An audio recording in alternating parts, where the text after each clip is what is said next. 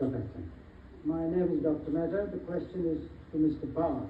Does he think his policy on repatriation should be voluntary or compulsory?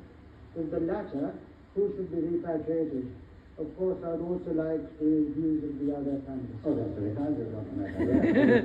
We actually don't take questions directed at one person. So, as you said, he wants to know whether Mr. Powell thinks his policy on repatriation should be voluntary or compulsory. If it's the latter, who should be repatriated? And as you'd like the views of the others, I think we'll go to Jane Asher first. Oh, my goodness. Well, I can't answer on what Mr. Powell feels should be his policy on repatriation, although I believe it was to be paid to go back, so I suppose that is considered voluntary. I don't like it, of course. I think it goes against everything that we should be struggling for in the world today. It seems to me quite potty in a world where we're all getting closer together because of the communications and the travel that's allowed and so on, but we should be trying to separate people. It seems to me quite impossible, apart from being morally wrong. My children are growing up in a time where they genuinely don't think of people being a different colour. They are their British friends, their British compatriots. And a lot of the people that presumably Mr. Powell is talking about are British. You know, they're no longer people who have come from somewhere. They were born here. And I think the more we can do to make them feel at home, it makes me feel ashamed that we're insulting them by talking about sending them back or home or away. This is their home. It's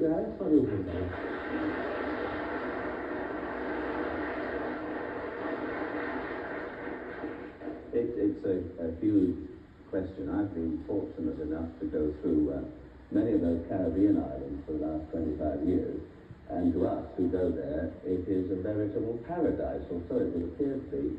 And yet you wonder why over the years they've come to work on the buses in Rotherham or Bradford or wherever, because the beaches of Tobago or Jamaica are far more attractive. I think a lot of the problems, the things aren't run too well in their own country. I think, for example, the farming industry in most of those countries is non-existent because somebody takes the trouble to plough a field and scatter a few seeds, and then someone comes along in the night and pinches all the cauliflower, so nobody bothers to do it. So everything gets out of proportion. I think it's very sad that when they have these islands that are beautiful, with great sporting connections. sad as they were doing a commercial problem to go back. Well, it's paradise. You know, you go there and it's lovely.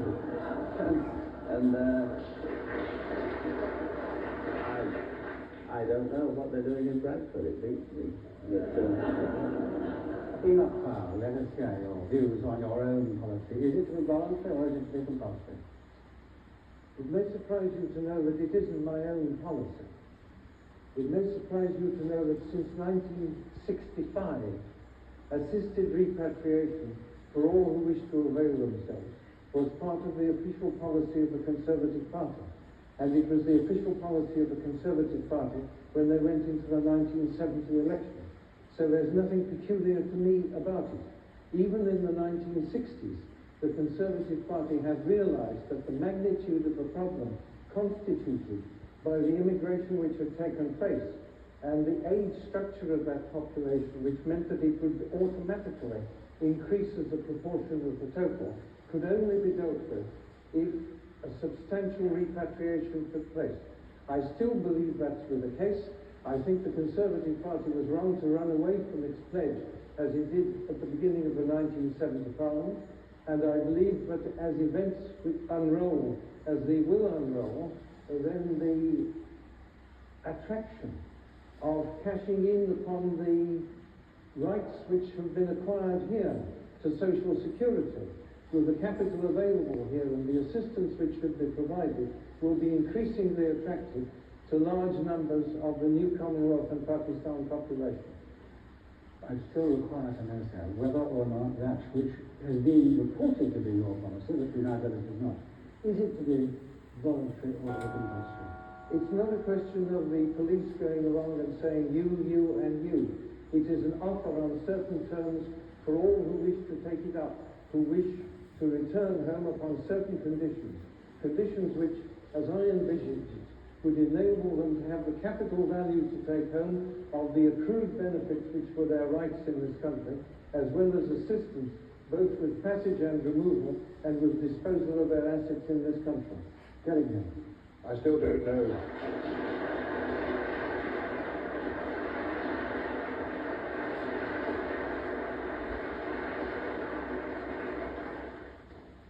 I'm sorry, Mr. Chairman, I still don't know whether it's compulsory or voluntary. I'm sure no one Well, I else think knows. that seemed to be an answer that it was in a voluntary capacity. Well, I rather wish Mr. Powell would stick to the warring tribes of County Down.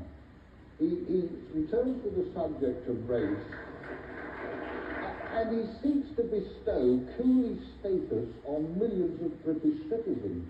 And the only reason he seems to have for doing so is the colour of their skins. I can't find any other reason for it. The idea that Handsworth represented black anarchy is nonsense. We have successive generations of school leaders, white and black, in total revolt. The Hazel Stadium wasn't black. Toxteth was mixed. There's been trouble all through the summer in places like Shrewsbury and even Farnham, Surrey. Nothing to do with young blacks. It's to do with the appalling treatment of young people in this country. And suddenly I live on top of the biggest black ghetto in London, I suppose. Suddenly we're supposed to go to all these young lads. Black ghetto. That's why I do, yes. Oh, I see. Suddenly we have to go to the... Colour! Black ghetto. Colour. Who's talking about colour? That's what they call it where I come from. I see. And so you're using the term. Suddenly we go to these lads and say, how'd you like a few bob to go back off home? Where's home? They were born here. Their fathers were born here, probably. No. Maybe and who brought them here? The politicians of Enoch Powell's generation. Went there, recruited them. No. How enjoy the buses, go on the railway, work in our hospitals. Do you know, this very day I discovered that Lambeth and Hounslow are still advertising in the Caribbean for clerks and hospital workers to come and work in Britain. So I blame the politicians for the mess we've got in, but the idea you can somehow confer this kind of second-class status on millions of people because they happen to have black or brown skin is complete fatuous nonsense. And I think to be rejected.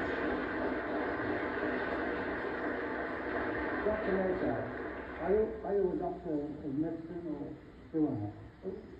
What are your feelings about that which has been purported to some? Well, it was very controversial to start with, and although in parts I do agree with Ms. Powell, having lived here for over 25, 26 What are the years, parts that you agree with? the fact that certain recently arrived population may be sent back, because they have arrived here for only one purpose, maybe, to get, as he mentioned, social security, etc., etc. A very interesting admission. Yes, thank you very much indeed. Thank you for your question, Dr. Mehta. Thank you, team, for your points of view. We'll move on now to another question.